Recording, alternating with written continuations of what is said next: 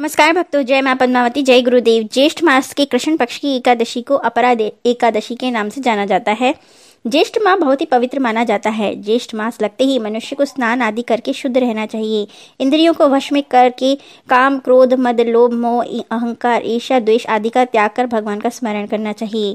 प्रत्येक वर्ष 24 एकादशियां होती हैं, परंतु जब अधिक मास या मल मास आता है तो इनकी संख्या बढ़कर 26 हो जाती है। अपरा एकादशी को जल क्रीड़ा एकादशी, अचला एकादशी और भद्रकाली एकादशी के नाम से भी जाना जाता है। 15 मई सुबह 2:47 पर यह एकादशी तिथि शुरू होगी, जो सुबह 16 मई की सुबह 1:04 पर समाप्त होगी। अपरा एकादशी का व्रत करने से व्रती को अपने चित्त, इंद्रियों, व्यवहार पर संयम रखने से सुख समृद्धि बनती है और संकटों से मुक्ति मिलती है, शत्रुओं पर विजय प्राप्त होती है।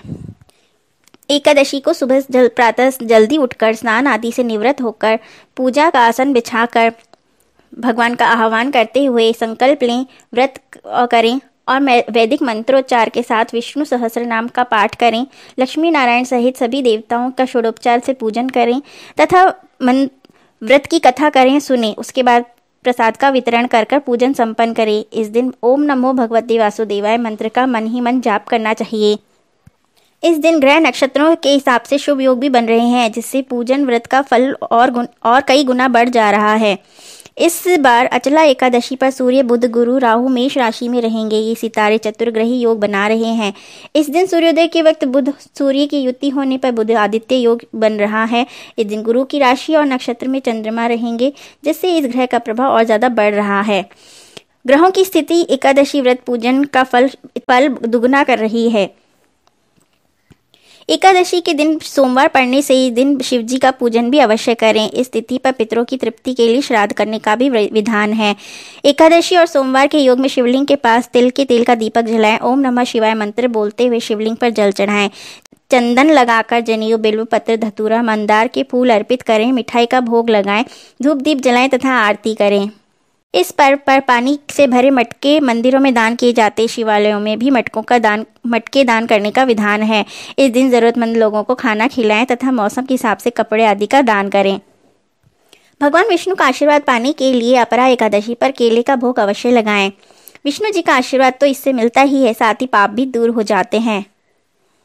घर की सुख शांति और समृद्धि के लिए अपरा एकादशी पर गाय के घी का दीपक अवश्य जलाएं। पीपल के वृक्ष में जल अवश्य चढ़ाएं, इससे कर्ज से मुक्ति मिलती है। इस दिन भगवान विष्णु को मंत्रोच्चार के साथ पीले वस्त्र अर्पित करें। 1 रुपये का सिक्का लेकर सरसों के तेल में डुबोकर भगवान विष्णु के मंदिर में चढ़ाएं। शंख में तुलसी का पत्ता डालकर भगवान विष्णु का जलाभिषेक करें। 1 मुट्ठी अन्न में सरसों के तेल को छिड़क कर किसी जरूरतमंद को दान करें। चने की दाल गाय को खिलाएं। पीले फूल पवित्र जल में बहाएं। केले की पूजा करें तथा उस पर हल्दी का तिलक लगाएं। बंदरों को या हाथियों को केले खिलाएं। काले कपड़े में थोड़ी से चावल, लौंग और नमक डालकर जमीन में गाड़ दें। पितरों को याद कर पवित्र नदी में स्नान करें। मीठा किसी मंदिर में अर्पित करें तथा घर की दक्षिण दिशा में अक्षत की पोटली बांधकर रखें। हर शनिवार इस पोटली को बदल दें और पुराने वाले अक्षत की पोटली को मंदिर में रखाएं। अगर आप नौकरी और व्यापार में तरक्की पाना चाहते हैं तो अपरा एकादशी के दिन भगवान विष्णु को साबुत हल्दी की 2 गांठ चढ़ाएं और ओम केशवाय नमः मंत्र की 1 माला का जाप करें। इससे व्यापार और नौकरी में आ रही परेशानियां दूर होती हैं। इस दिन भगवान विष्णु को 11 सुपारी चढ़ाएं और हर एक सुपारी पर पितृ शांति की प्रार्थना करें। इस दिन की गई पितृ पूजा आपको अवश्य ही फलदायी सिद्ध होती है। अपरा एकादशी पर दक्षिणावर्ती शंख में गंगा जल भरकर विष्णु भगवान का अभिषेक करना शुभ माना गया है। ऐसा माना जाता है कि इस दिन इस शंख से अभिषेक करने से दुर्भाग्य सौभाग्य में बदल जाता है। इस दिन कुछ चीजें हैं जो नहीं करनी चाहिए, वो क्या है वो जान लेते हैं। विष्णु पुराण के अनुसार अपरा एकादशी के व्रत की अवधि में चावल का सेवन नहीं करना चाहिए। विष्णु पुराण में ऐसा वर्णन मिलता है, जो व्रती व्रत में चावल का सेवन करता है वह पाप का भागी बनता है। एकादशी व्रत में सोना नहीं चाहिए, भजन कीर्तन करना चाहिए। एकादशी के व्रती को पान नहीं खाना चाहिए, पान खाना अशुभ माना जाता है।